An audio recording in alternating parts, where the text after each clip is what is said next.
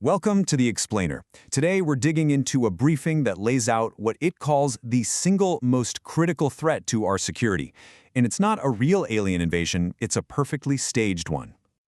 Okay, so let's just jump right in with the most startling claim of the whole presentation, because this really sets the stage for everything else. The speaker is alleging that the power to simulate a massive, global, War of the Worlds type of attack has existed for decades. And the punchline? It would be done using entirely human-made technology. So, to be clear, this isn't about real aliens visiting us. According to this source, it's all about a secret, covert human group with a very specific agenda. An agenda so big, they're willing to pull off what would be the ultimate deception in human history. But that begs a huge question, right? How could a deception this massive even be possible? Let's get into the tech that the speaker claims they have at their disposal. The source paints a picture of an iceberg, the stuff we've heard about, covert programs like MK-Ultra, or even those directed energy weapons supposedly behind Havana Syndrome. That's just the tip. That's the low-tech stuff we can see. But what they claim is lurking below the surface, well, that's where we get into technologies that sound like they're straight out of science fiction.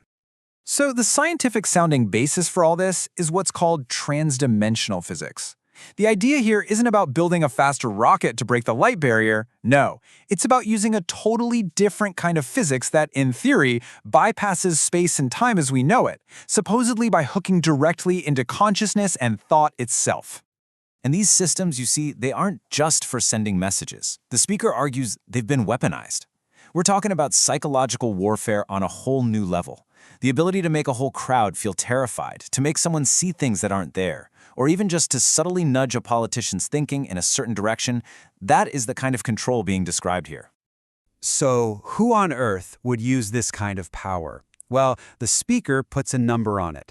They claim that 4.5% of the population are sociopaths or psychopaths, and that it's a small group of high-functioning ones who have their hands on the controls of this technology.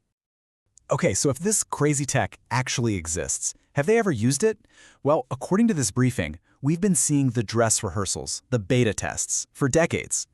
This timeline really lays out the alleged evolution of it all. The source claims it started with relatively simple concepts like using holograms. Then it supposedly advanced to building man-made UFOs to stage sightings. And now they say it involves these complex psychological operations that are disguised as paranormal hotspots, like Skinwalker Ranch. And here's the crucial part. Each of these events, according to the speaker, isn't just some random sighting.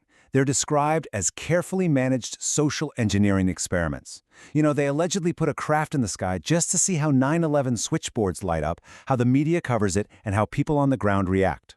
It's all about gathering data for the main event. So all of this naturally builds toward the big question, why? Why would anyone do all this? What's the end game here?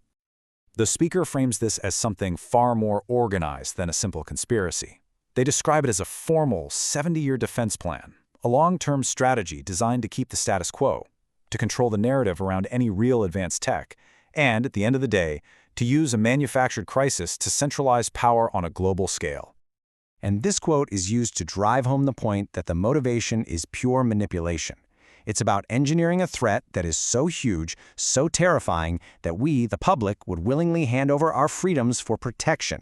Protection from an enemy that was never actually real to begin with. Okay, so if this plan is so advanced, and it's been in the works for so long, what could possibly be the defense against it? I mean, it sounds almost unstoppable.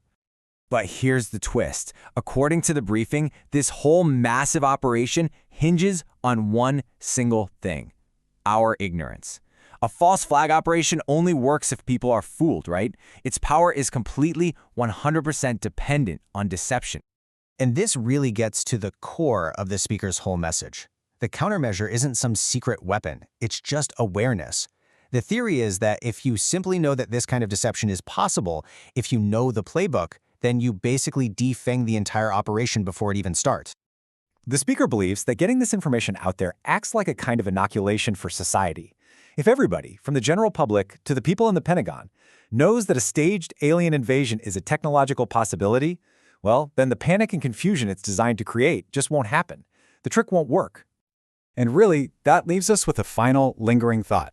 This whole briefing, with all of its pretty extraordinary claims, is ultimately asking a really fundamental question for our modern world. When our technology gets so good that it can convincingly fake the impossible, how do we ever know for sure what's real? How do we navigate a reality where the ultimate illusion could always be just around the corner?